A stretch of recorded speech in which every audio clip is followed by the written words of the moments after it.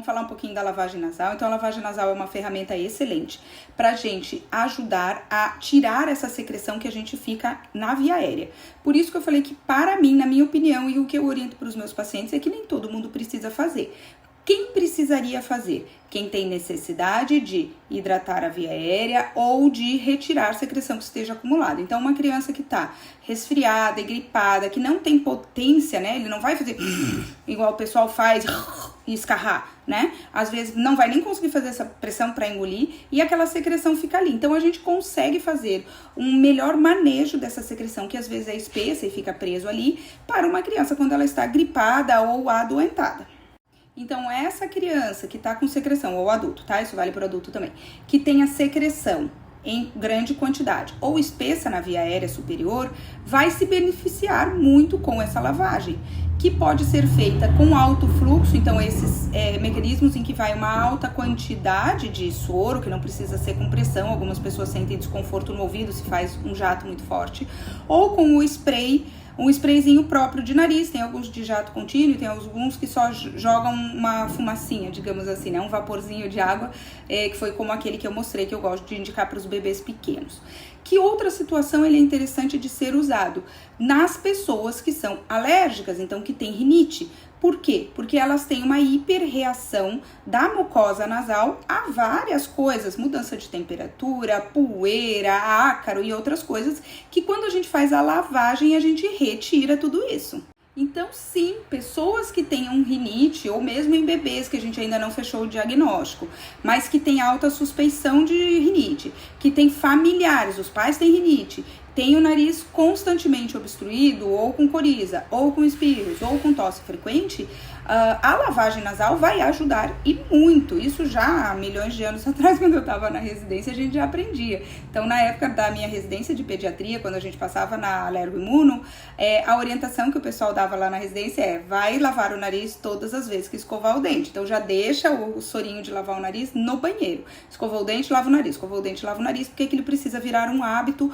Por quê? Para essas pessoas que tenham rinite, né, ou questões alérgicas, ajuda muito e é ponto fundamental do seu tratamento. Em relação a tratar a bronquiolite, na verdade o que acontece é que ela ajuda sim, pode ajudar sim a prevenir. Por quê?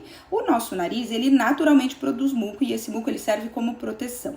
Um vírus, uma bactéria, qualquer coisa, para poder causar uma infecção na gente, não é o simples fato de ele ter entrado no nariz, pronto, já está infectado. Não, ele vai precisar conseguir entrar em contato com a nossa mucosa, invadir esse tecido e causar um processo inflamatório ali local.